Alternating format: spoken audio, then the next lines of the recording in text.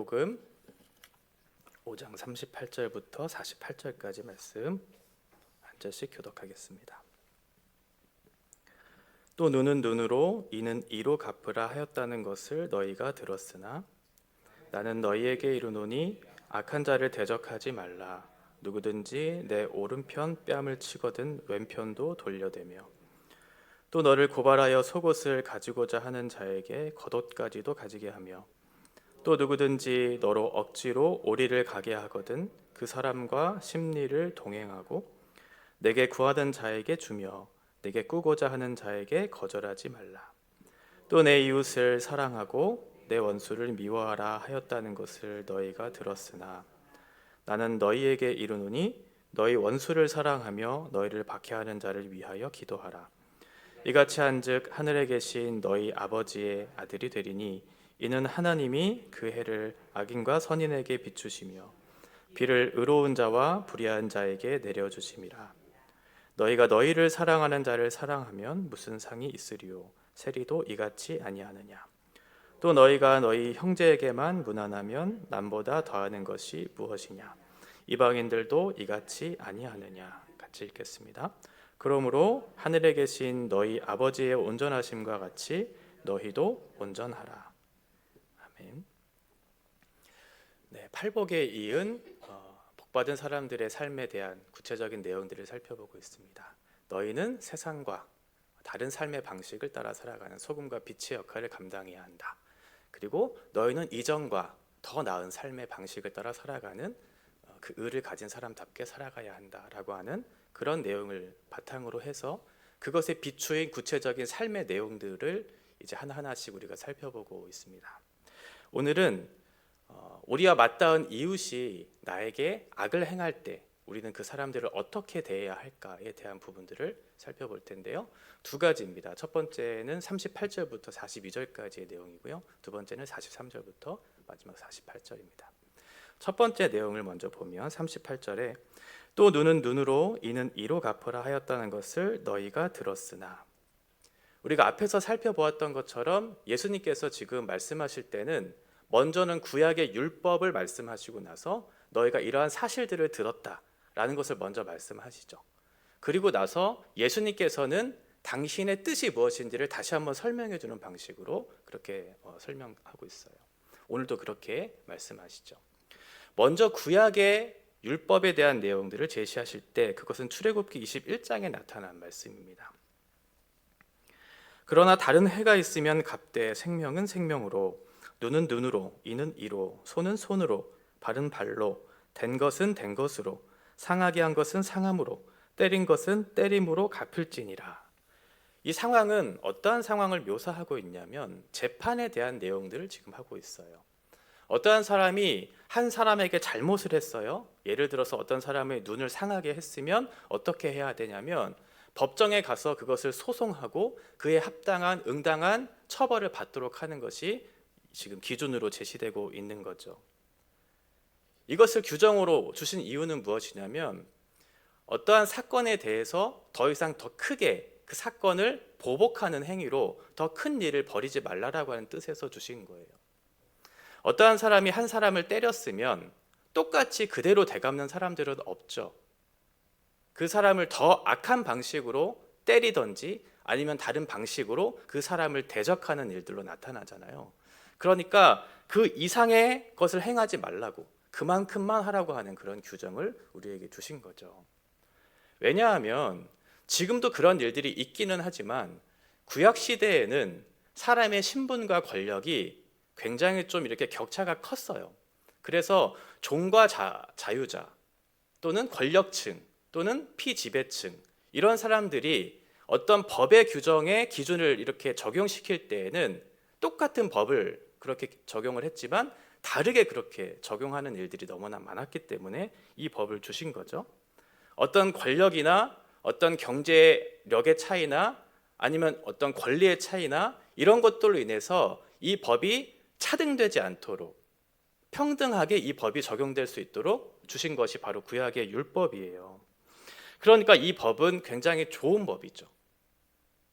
똑같은 사람들에게 똑같은 법을 적용하도록 이렇게 좋은 법을 주셨죠. 이것을 너희가 들었다는 거예요. 너희가 구약의 율법을 들었으나 라고 하는 것이 과거의 율법이고, 이제 예수님께서 당신의 그 명령이 무엇인지를 우리에게 설명해 주시는 내용이 바로 39절 상반절입니다. 동일하게 말씀해 주시죠. 나는 이라고 하면서, 구약의 율법에서는 이런 내용이 있었는데 나는, 예수님은 이런 말씀을 하신다는 거예요. 너희에게 이르노니 악한 자를 대적하지 말라, 이렇게 되어 있어요. 이 대적이라고 하는 이 말은 앞에서 얘기하는 보복, 이 보복보다 더 넓은 의미에서의 표현이에요. 그러니까 이 대적하지 말라라고 하는 이 표현 안에는 보복은 하는 것은 하지 않는 것은 당연하고, 법적인 어떤 내용을 포함하는 법적인 소송까지도 하지 말라라고 하는 그런 의미를 담고 있는 그런 말이거든요. 그러니까 이 전에는 어떠한 사람이 잘못을 했으면 그 잘못에 상응하는 대가를 치르게 하기 위해서 재판정에 가서 소송을 해서 똑같이 그렇게 처벌을 받도록 했다면, 지금 너희들은 그렇게 하지 말라라고 하는 거예요. 율법이 제한하는 그런 소극적인 법을 넘어서서 너희는 더 나은 그 법에 따라 살아가는 더 높은 차원에서의 삶을 살아갈 수 있는 사람들이 되었으니, 이제 예수님께서 요구하시는 그 법을 따라서 살 수 있는, 그래서 그렇게 살아내라고 얘기하고 있는 거죠. 그 구체적인 내용들이 이제 39절 하반절부터 쭉 이어져요. 39절 하반절에 보면 누구든지 내 오른편 뺨을 치거든 왼편도 돌려대며, 오른편 뺨을 맞았다는 건 오른손 등으로 그 사람의 뺨을 이렇게 때린 거예요.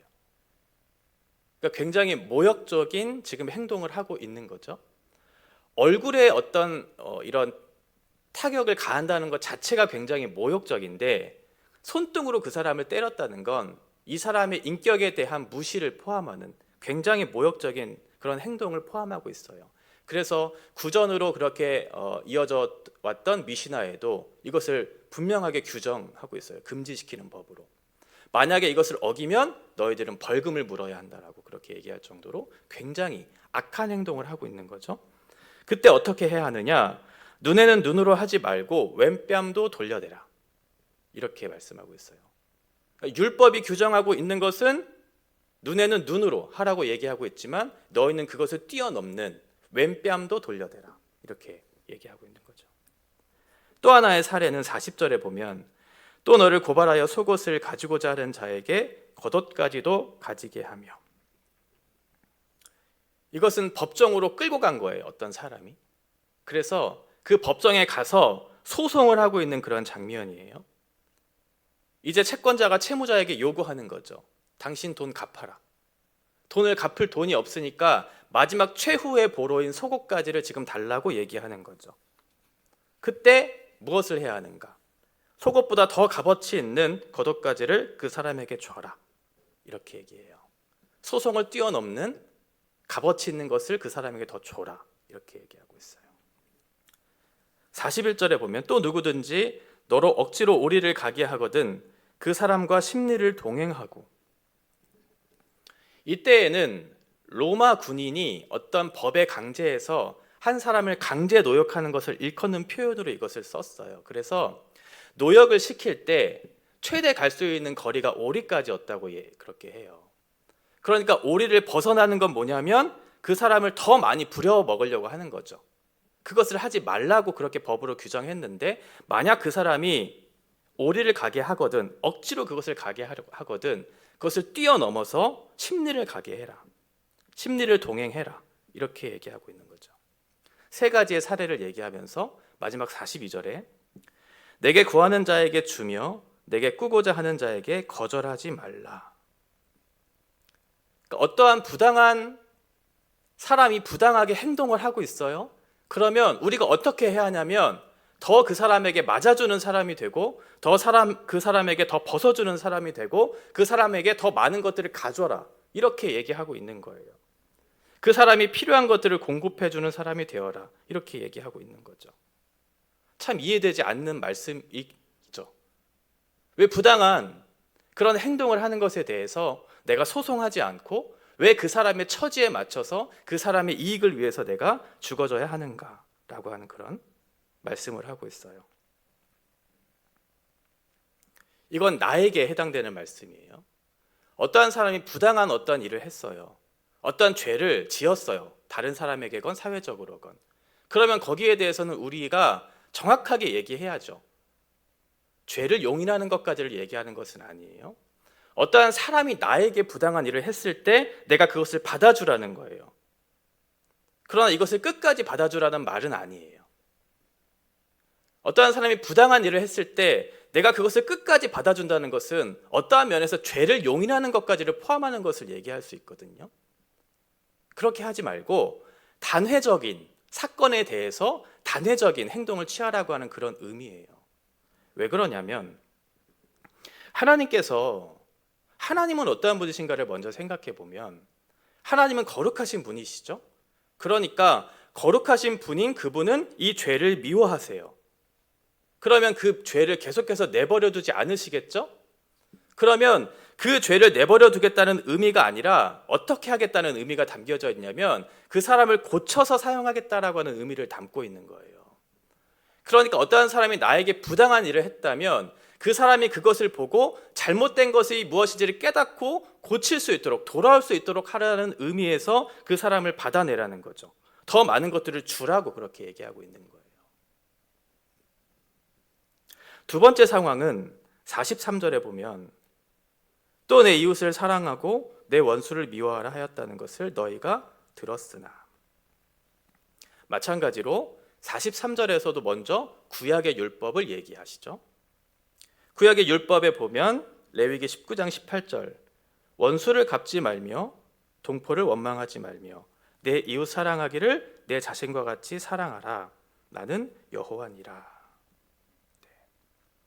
여기에 보면 이웃을 사랑하라고 하는 그런 말씀은 분명히 규정되어 있는데 왜 원수를 미워하라 이 말은 없거든요. 구약의 율법에. 그럼 이 말은 무엇일까? 우리가 지난주에 살펴보았던 것처럼 다른 사람을 향해서 노하지 말라라고 얘기했잖아요. 구약의 율법은 살인하지 말라라고 얘기했지만 예수님 말씀은 노하지 말라라고 얘기했어요. 왜 그랬냐면 그 살인하기까지의 과정 속에 우리의 마음에 그 사람을 향한 미움이 들어오고 그 사람을 향한 분노가 들어오고 그 미움과 분노가 우리의 말과 행동으로 표출되면서 그것이 강도가 세지면서 결국은 살인이라고 하는 결과를 맺게 되는 것처럼 이와 같이 원수를 미워한다는 것은 뭘까요? 어떠한 사람이 나에게 죄를 지었어요. 죄를 지으면 그 죄에 상응하는 벌을 받게 하기 위해서 소송을 하겠죠. 법정에 끌고 가겠죠. 그리고 그 법의 판단을 받도록 똑같은 법을 처벌을 받도록 그렇게 우리가 소송을 할 거라는 거예요. 이건 드러나는 최종적인 결과이죠. 그런데 아까 말씀드렸던 것처럼 소송을 하지 말라라고 했잖아요. 그 의미는 무엇이냐면 그 결과에 이르기까지의 과정이 있는데 그 소송하는 것까지의 재판전까지 가는 과정 속에 우리의 마음이 어떠한 마음이 들겠어요? 원수를 향해서 미워하는 마음이 들겠죠. 미워했으니까 분노하는 마음이 있으니까 억울한 마음이 있으니까 그 사람을 소송해서 그 법의 재판을 받도록 하는 거잖아요. 그러니까 원수를 미워하지 말라라고 하는 이 법은 정확하게 문장으로 규정되어 있지는 않지만 우리가 추론할 수 있는 그런 말씀인 거죠. 이것이 율법의 규정인데 예수님께서 이제 다시 44절에 말씀해 주세요. 나는 이렇게 얘기하죠. 예수님은 너희에게 이르노니 너희 원수를 사랑하며 너희를 박해하는 자를 위하여 기도하라. 앞에서 제시한 첫 번째 기준이 무엇이었냐면 너희가 박해를 당할 때 눈에는 눈으로 이는 이로 이렇게 하지 말라고 얘기하면서 오히려 다른 뺨을 내어주는 방식으로 하라라고 말씀하셨죠. 이 원리를 그대로 적용시키는 거예요. 그 원리를 적용했던 것이 무엇이냐면 내 물건을 주는 자죠. 내 물건을 빼앗는 자에게 내 물건까지를 주는 자고, 그리고 억지로 끌고 가는 그 사람들에게 내가 더 많은 것들을 행해주는, 결국은 그 사람이 필요로 하는 것이 무엇일까요? 물질적인 것이겠죠. 지금 물질적인 것들을 필요로 하는 그 사람에게 물질적인 필요를 공급해 주라고 지금 얘기했어요. 첫 번째 말씀에 대해서는. 두 번째, 어떻게 해야 되는가? 원수를 미워하지 말라고 얘기했고 사랑하는 방식으로 그 원수를 대하라고 말씀하셨어요. 이 원리를 그대로 적용하는 거죠. 어떻게 해야 하는가? 박해하는 자를 위해 기도하라고 얘기했어요. 그러면 그 사람에게 필요한 걸 지금 줘야 되는데 무엇을 주라고 얘기하는 거예요? 그 사람의 영적인 것을 공급해 주라는 거죠. 그 사람에게 필요한 것은 두 가지인 거예요. 하나는 물질적인 것. 그 사람이 필요로 하는 것이, 스스로 필요로 하는 것은 물질적인 거죠. 근데 그 사람이 깨달은 것이 못한 게 있어요. 그게 뭐냐면 영적인 거예요. 내가 이것이 필요하다고 생각하지 못하는 사람에게 그 박해하는 사람들을 위해서 기도하라고 얘기하는 거죠.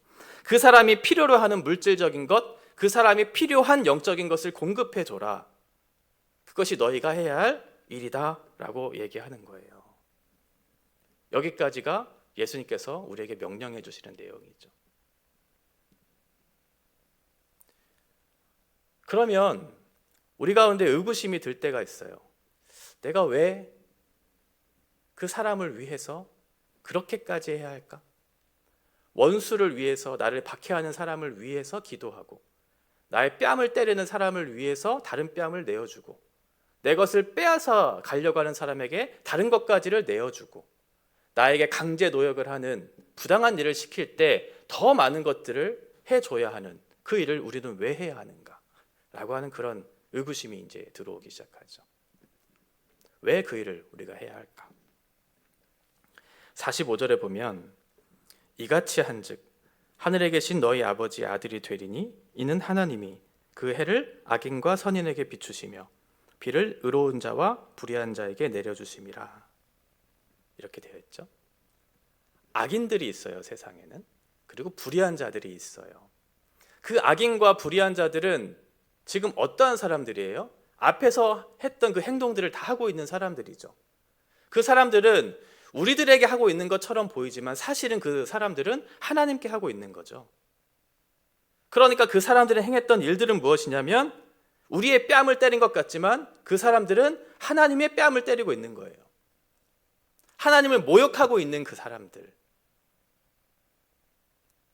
우리의 것을 빼앗는 것 같지만 하나님의 것을 빼앗는 사람들, 이 사람들을 얘기하는 거죠. 우리를 이용해서 자기의 이익을 취하려고 하는 사람인 것처럼 보이지만 하나님을 이용해서 하나님을 억지로 끌고 다니면서 자신의 이익을 위해서 살아가려고 하는 사람들. 우리를 미워하고 우리를 박해하는 사람들인 것처럼 보이지만 실상은 그 사람들은 하나님을 미워하고 하나님을 박해하는 사람들이에요. 그때 하나님께서는 어떻게 하셨는가가 중요하겠죠. 하나님은 그 사람들에게 어떻게 하셨는가? 해와 비를 주셨다고 얘기하죠. 하나님을 향해서 부당하게 하고 있는 그 사람들을 하나님께서는 당장 심판하지 않으셨고 그 사람들에게 동일하게 해를 비추어 주시고 비를 내려주셨다. 그러니 너희도 그렇게 해라. 이렇게 말씀하고 있는 거예요. 하나님께서 은혜가 필요한 사람들에게 은혜를 공급해 주셨고 물질이 필요한 자들에게 물질을 공급해 주셨으니 너도 그렇게 해라. 이렇게 얘기하고 있는 거죠.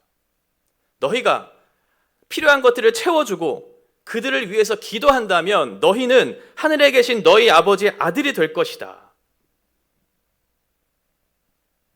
너희는 하나님 아버지의 아들인 성도된 책임을 다하라고 지금 말씀하고 있어요. 너희가 거저받았으니 너희는 거저주는 자가 되고 너희는 은혜를 받았으니 은혜를 베푸는 자가 되고 긍휼을 받았으니 긍휼을 베푸는 자가 되고 화평케 하는 것이 무엇인지를 받았으니 다른 사람들과 화평하게 하는 자가 되어라. 이렇게 말씀하고 있는 거죠.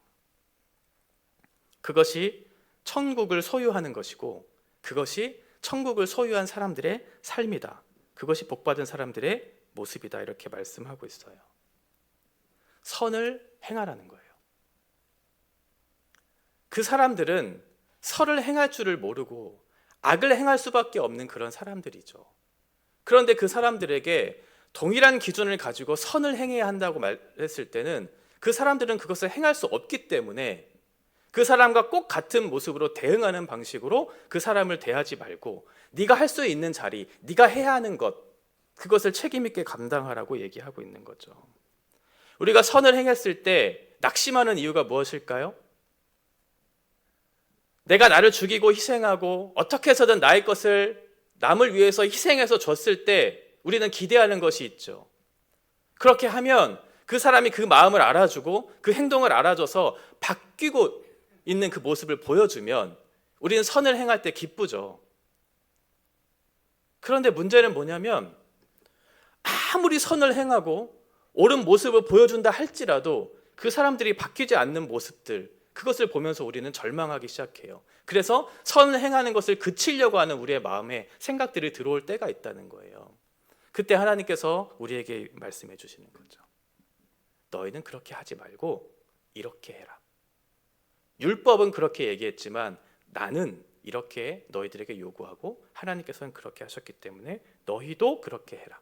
왜? 너희는 하나님께 복을 받은 하나님의 자녀가 되었으니 너희도 그렇게 하라고 말씀하고 있어요. 갈라디아서 6장 9절의 말씀, 우리가 선을 행하되 낙심하지 말지니 포기하지 아니하면 때가 이름에 거두리라. 우리가 해야 할 것은 무엇이냐면 어떤 결과물을 맺는 그런 사람이 아니고 우리가 해야 하는 일은 뭐냐면 선을 행하는 거예요. 그리고 낙심하지 않는 것이고 포기하지 않는 거예요. 그러면 하나님께서 때가 되면 열매를 거두게 하시는 거죠. 물론 우리에게도 열매를 바라는 마음들이 있지만 그 열매는 하나님께 맡겨드리고 우리가 해야 될 책임 있는 자리를 끝까지 감당하라고 말씀하고 있죠. 46절, 너희가 너희를 사랑하는 자를 사랑하면 무슨 상이 있으리요? 세리도 이같이 아니하느냐.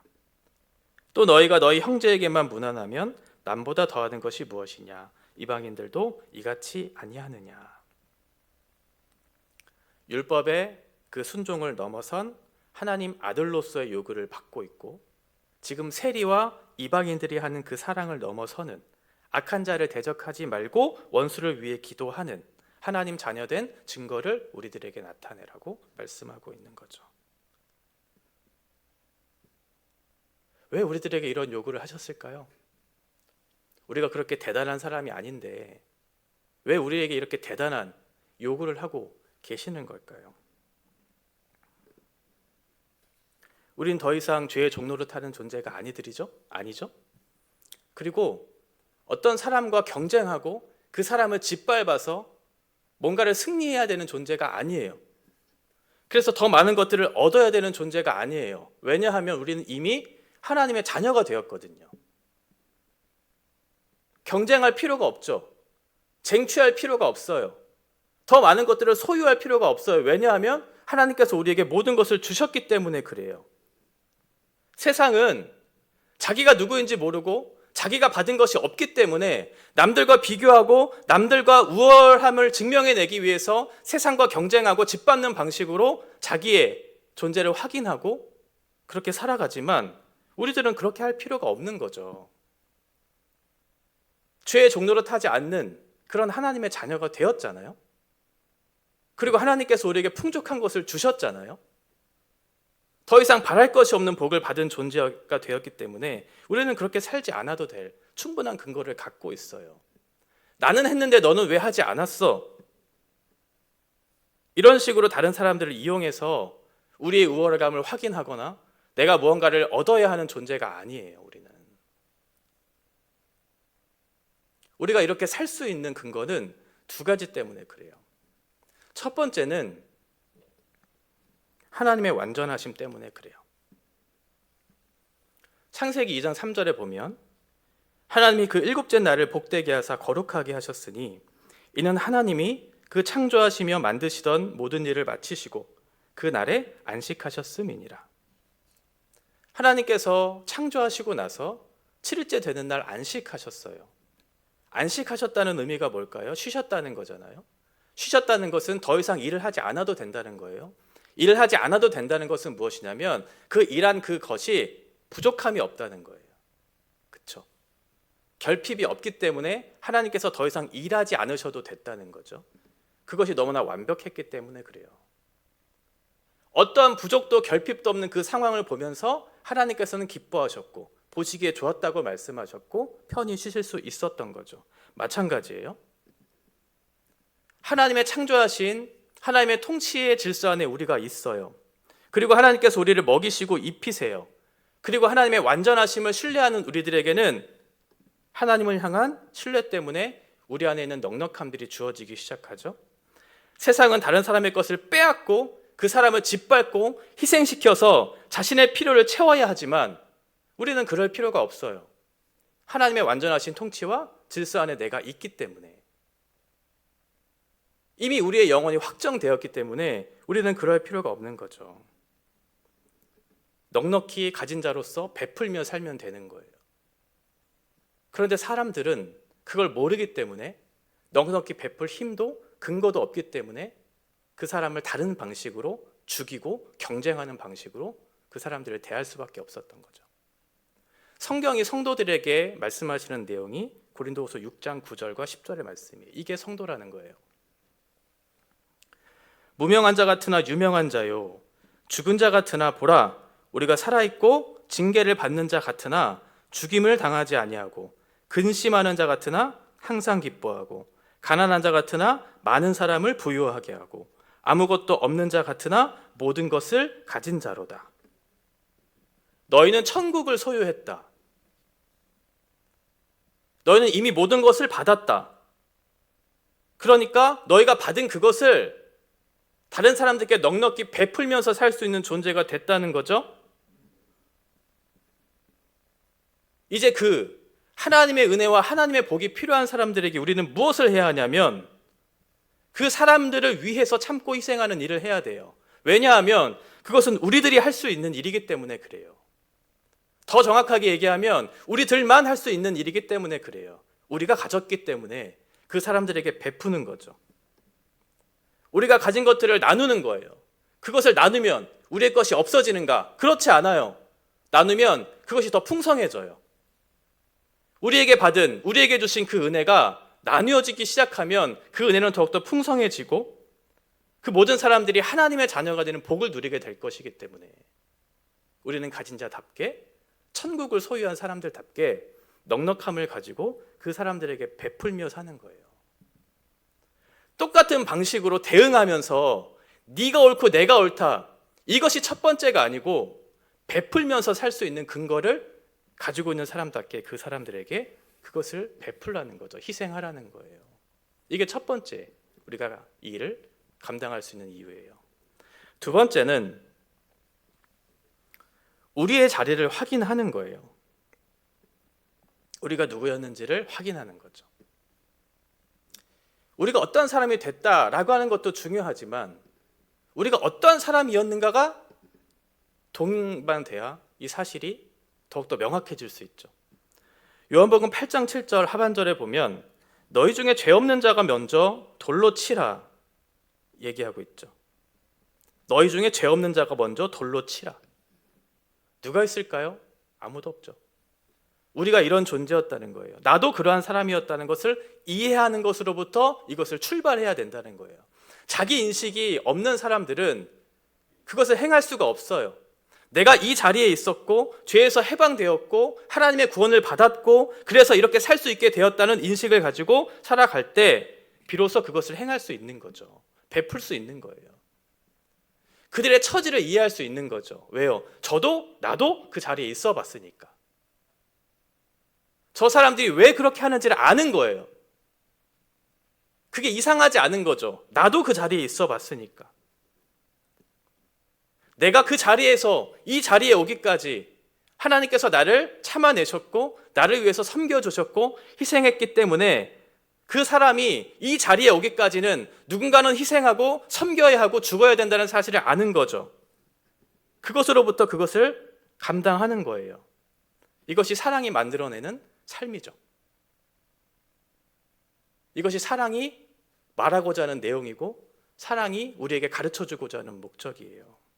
이 두 가지가 우리 가운데 있을 때 비로소 이웃을 향해서 바른 섬김과 사랑을 나타낼 수 있는 거죠.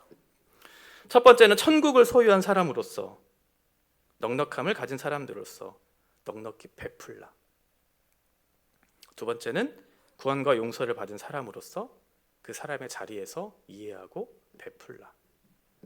이 두 가지가 우리 가운데 있을 때 지금 당장은 이해되지 않을 수 있겠지만 하나님께서 우리에게 뜻하신 율법의 요구를 넘어선 그 더 높은 차원의 법과 그 삶의 요구가 우리에게 이해되기 시작할 것이고, 그러한 순종의 삶을 살 때 하나님께서 주시는 참된 복에 그것이 더욱더 증진되는, 그것이 무엇인지를 더 깊이 이 땅에서 누리게 될 거예요. 요한이서 1서 4장 7절, 사랑하는 자들아 우리가 서로 사랑하자. 사랑은 하나님께 속한 것이니 사랑하는 자마다 하나님으로부터 나서 하나님을 알고. 사랑을 할 수 있는 사람들은 사랑을 안 사람들, 사랑을 받아본 사람들이 할 수 있는 거죠. 누군가를 용서하는 것도 마찬가지예요. 그 용서가 무엇인지를 알고 그 용서를 받아본 사람들이 용서를 베풀 수 있는 거죠. 은혜도 마찬가지죠. 그 은혜가 무엇인지를 알고 은혜를 받아본 사람들이 그 사람들에게 은혜를 베풀 수 있는 거예요.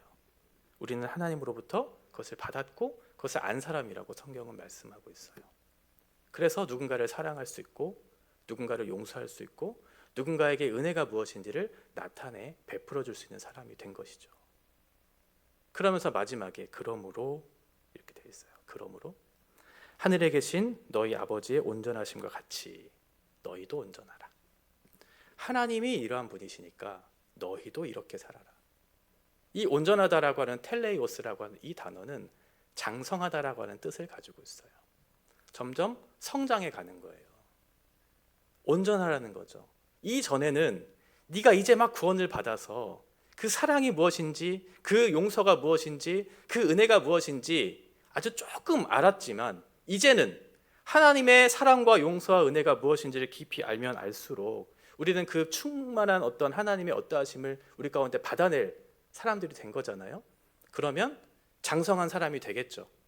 그때 하나님께서 우리에게 말씀하시는 거예요. 내가 온전한 것처럼 너희도 그렇게 온전하라고 얘기하고 있는 거죠. 우리가 돌아봐야 할 이웃이 누구인가 한번 생각해 보세요. 혹여나 나를 박해하고 있는, 미워하고 있는 그 사람들은 누구인가? 다시 한번 생각해 보세요. 그리고 마지막으로 나는 그 사람들에게 어떠한 존재가 되어야 할까? 고민하면서 이 말씀을 우리 가운데 주신 것이겠죠.